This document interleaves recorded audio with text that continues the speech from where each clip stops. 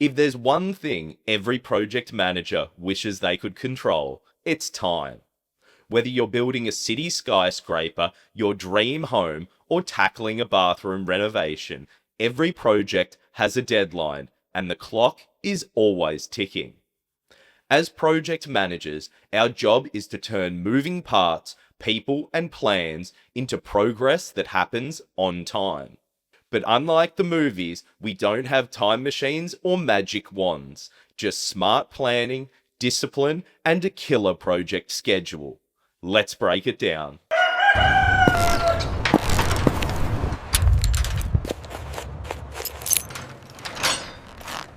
Morning, mate.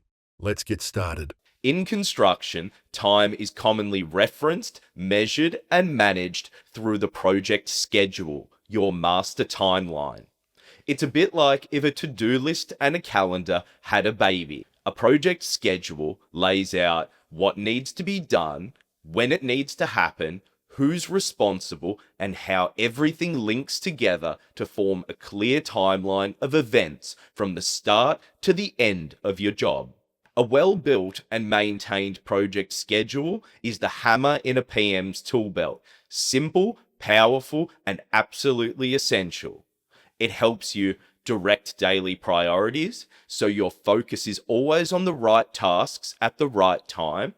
Report to stakeholders. More than just a planning tool, your project schedule is also a critical communication tool, providing transparency and accountability through the entire project lifecycle. It helps you assess the impacts of change, showing how variations or delays affect the overall timeline, and it helps you manage risks, ensuring no tasks are missed, resources are ready, quality checks are in place, and potential issues are identified early. Created during the planning phase, the project manager develops the project schedule to align with the client's deadlines and other key time constraints.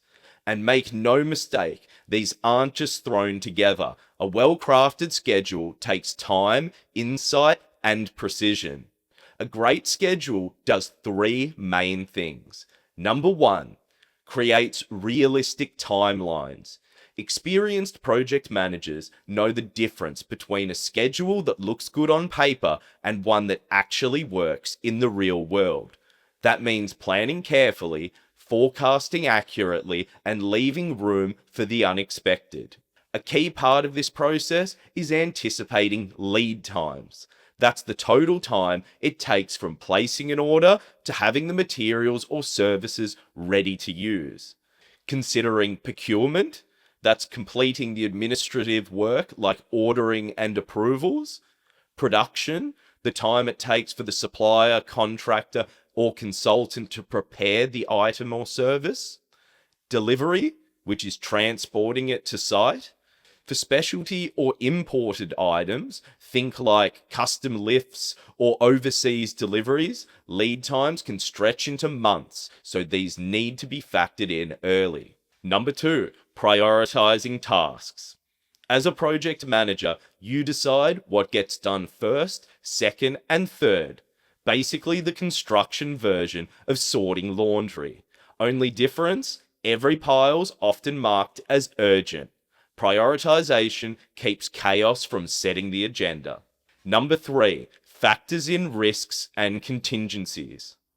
Always build in buffer time for the unexpected issues and plan contingencies for high-risk tasks like permit approvals and other external dependencies, because failing to plan for uncertainty, that's how small delays turn into major setbacks. However, use buffer time wisely. A bit of float, as it's referred to, can help absorb delays without impacting the final completion date, but avoid building what's called fat schedules. Don't pad every task, be strategic, and only add time where it's truly needed. Next up, what program do we use to create project schedules? These days, there's plenty of great software and tools available for creating schedules and construction programs. However, the gold standard in the industry is Microsoft Project and has been for a long time. For those of you on a tight budget or managing smaller jobs, you can create decent schedules using Excel, and we have those templates available in our documentation library too, if you choose to go down that direction. However, if you're managing a project of value or size or complexity, I would highly recommend using Microsoft Project. It really does have everything you need to build the perfect project schedule, no matter how big or small or complex your project. By the way, I have no affiliation or investment in the software, just giving credit where credit's due. Alright, with that said, let's take a look at what an example Microsoft project schedule looks like. This is one of our templates we use for our residential and commercial projects. If you'd like a downloadable version, I'll put a link in the description below to our online community, where you can access hundreds of templates, tools, and resources. Everything you need to manage your construction projects. Okay, if this looks a bit overwhelming at first, don't stress. It's nowhere near as complicated as it looks, and in Module 3 of the series, we build one from scratch together. For now, let's break down the key sections. Here you can see the project schedule is divided into two views. We have the task sheet on the left and the Gantt chart on the right. The Gantt chart is simply a graphical view of the task sheet information on the left. The task sheet is the area where all your project tasks and timeline details are listed in a table format. It includes details like the percentage complete, representing the percentage of work that has been completed for a particular task or for a project. Task names, these are the individual to-dos, like client introduction, soil report, or concrete pour. Task durations, typically represented in days or weeks. Next we have our all-important baseline, start and finish columns. This timeline represents the target project schedule, displaying the start and finish dates of all tasks to achieve our ideal or contracted project completion date. Created during the planning phase of the project, your baseline columns get locked, or to use the correct terminology, set, in our schedule and acts as our path to victory for the project duration.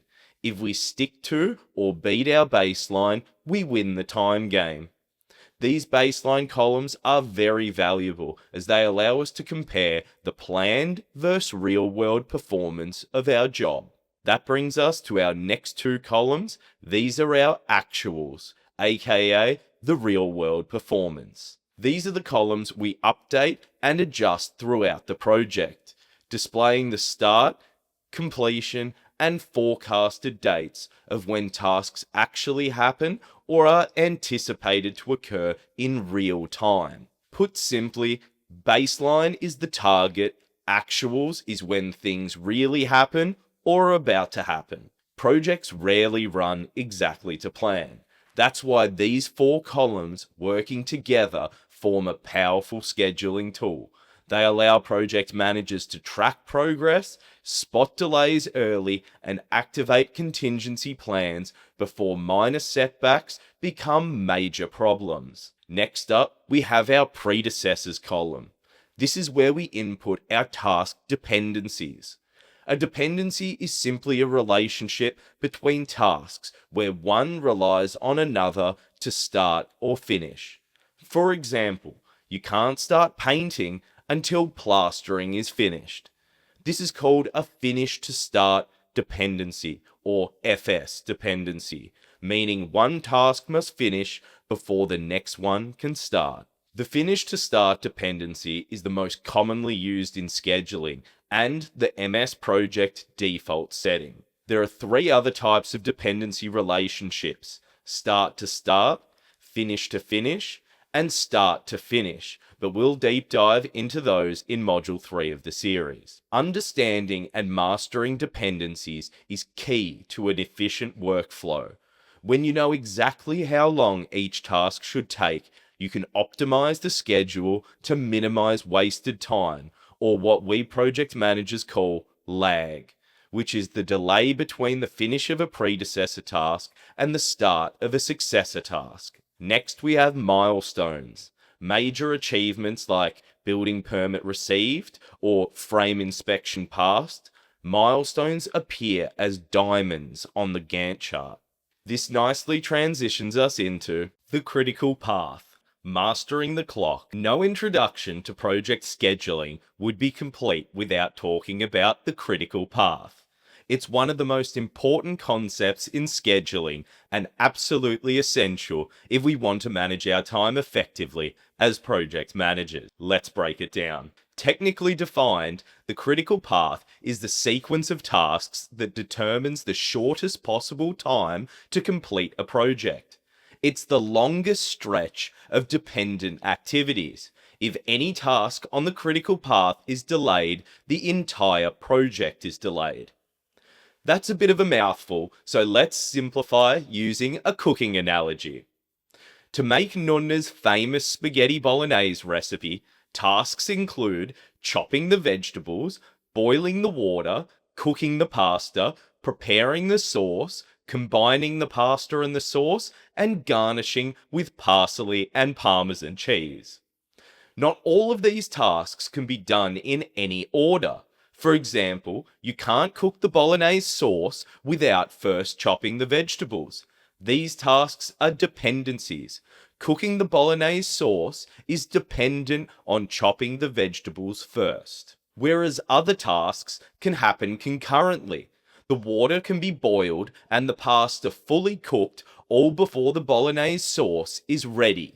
Therefore, the water boiling and the pasta cooking would not be considered critical path tasks, as they do not impact the shortest time to complete the meal. Similar to how we set the table while the food is cooking so that when the food's ready, you can eat immediately.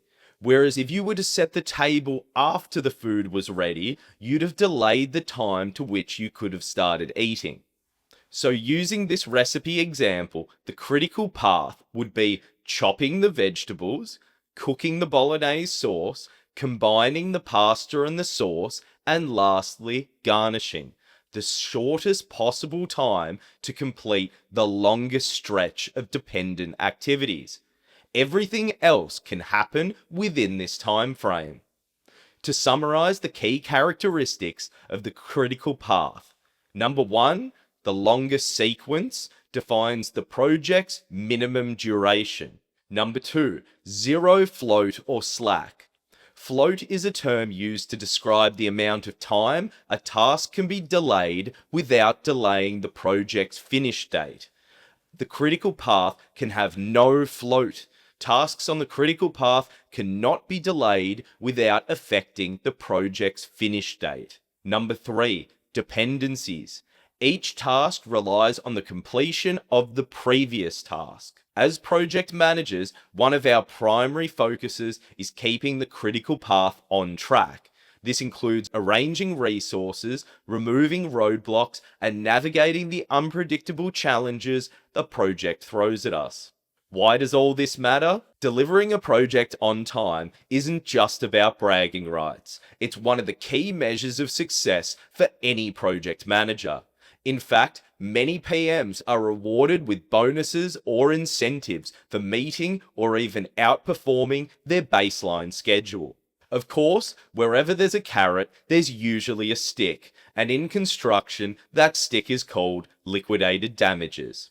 They're pre-agreed financial penalties for missing contractual milestones, often linked directly to time. And trust me, they can hurt, both financially and reputationally. To bring this home, mastering time isn't about working faster, it's about working smarter. It's anticipating, prioritizing, and adjusting so your team hits milestones on schedule, ideally a little ahead of it.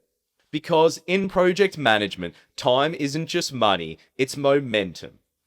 Alright team, that's a wrap for today's topic. Until next time, stay focused, stay organized, and keep growing your knowledge. I'll catch you all in the next video. Bye.